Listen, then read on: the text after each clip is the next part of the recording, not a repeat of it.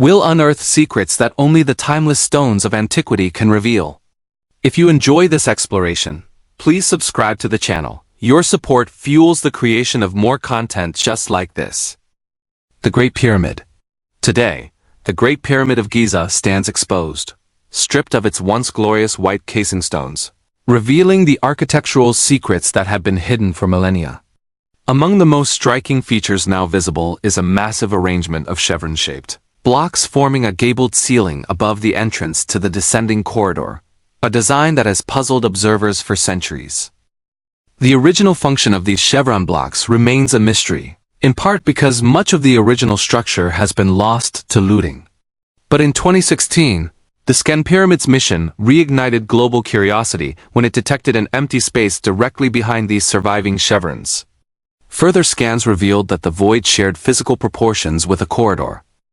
Surprisingly, Egyptologists have largely overlooked this discovery. But thanks to your enthusiasm for this channel's in-depth investigations, I'm stepping in to fill that void, pun intended. In this video, we'll take a deep dive into the evidence surrounding this mysterious feature and attempt to unlock its true purpose. We'll begin with the origins of the gabled ceiling design in Old Kingdom architecture, reconstruct the missing elements of the entrance vault, and analyze how and why this section of the pyramid was looted. Unlike past speculation, we'll rely on tangible anomalies and evidence to propose a plausible design and purpose. A new ceiling for a new era.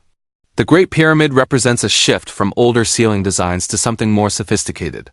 Earlier pyramids, like those at Medum, Dashur, and the Red Pyramid, used a technique called corbelling, where stones were stacked to gradually overlap and create a strong vaulted ceiling capable of bearing tremendous weight. However, this method wasn't without flaws. Structural engineer Peter James, in his 2018 book Saving the Pyramids, explains how some corbels collapsed due to overhang and lateral movement, which created damaging stress points. This was particularly true in the Bent and Medum pyramids, where miscalculations led to inward-leaning masonry and weakened integrity. To counter these failures, the ancient builders began experimenting. They moved toward a saddle vault design, where massive chevron blocks lean inward to form a peaked ceiling. This innovation appears for the first time in the entrance vault above the descending corridor of the Great Pyramid.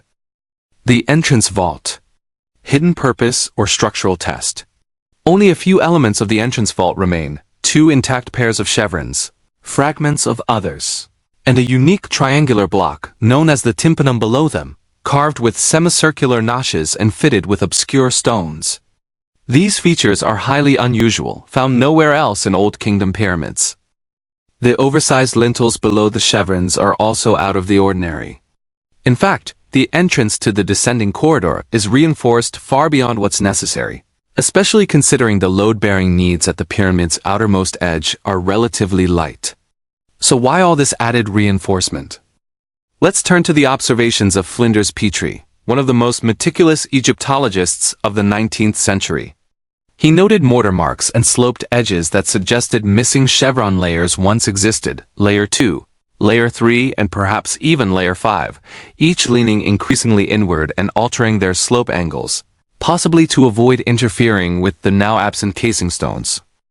If Petrie was right, the outermost layer, layer 5, would have been highly visible once the casing stones were removed, making it an easy target for looters. Its removal could have triggered the progressive dismantling of the outer layers, eventually exposing only the inner chevrons that remain today.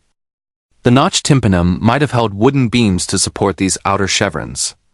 Its deeper grooves don't align with layer 1, but they would align with Petrie's proposed layers 4 and 5. Was it built for testing? The entrance vault doesn't follow standard pyramid engineering logic. Unlike other saddle vaults in the pyramid, where chevrons are offset for structural safety, the entrance vault uses matched pairs, making it vulnerable to symmetrical failure. This strongly suggests that the vault wasn't meant to bear heavy weight. So why was it built? My hypothesis: the entrance vault was a testing site, an experimental lab in stone. Ancient builders used it to observe how different chevron shapes, angles, and arrangements responded to lateral stress. This would have been especially valuable after their experiences with failing corbels in earlier pyramids. And how would they observe the results? Through the Scam Pyramid's corridor, a hidden passage behind the entrance vault. While it's unclear whether the corridor directly connects to the vault interior, it's wide enough, at least in part, for someone to crawl through, similar to the access tunnels built above the king's chamber to inspect structural performance. Modern theories and misconceptions. Some have proposed that this hidden corridor is just another weight-relieving space. But that doesn't hold up. The corridor lies near the pyramid's edge, where downward pressure is minimal, and it appears to incline or remain horizontal, the opposite of what relieving chambers should do. Even Jean-Pierre Houdin, famous for his internal ramp theory, assigns a spiritual function to the entrance vault, but doesn't account for its engineering features or the notched tympanum. So far, only the Scam Pyramid's mission has offered compelling physical data. Their Muon scans indicate a corridor about 5 meters long, but the technology may not detect deeper sections. If it's low and narrow, typical of 4th Dynasty corridors, it may have linked to internal passages. If tall, it could have allowed workers to monitor stress tests directly. What's next? My hypothesis stands. The entrance vault was an engineering test chamber, not a symbolic feature. If it had no structural role, the builders wouldn't have left a hollow space behind it where stress could build, unless they were deliberately observing the outcome. I believe the corridor behind the chevrons was meant to be accessed and studied, and I hope Egyptian authorities will soon allow a small borehole and endoscopic camera to verify what lies within. If the corridor is narrow with a flat ceiling, it isn't a relieving space. If it's wide and vaulted, it might be. Either way, your support means you'll be among the first to understand what these findings reveal about one of history's most iconic monuments. Thank you for watching this in-depth exploration. If you enjoyed this journey into the heart of the Great Pyramid, please subscribe, like, or leave a comment. And remember to ask your friends.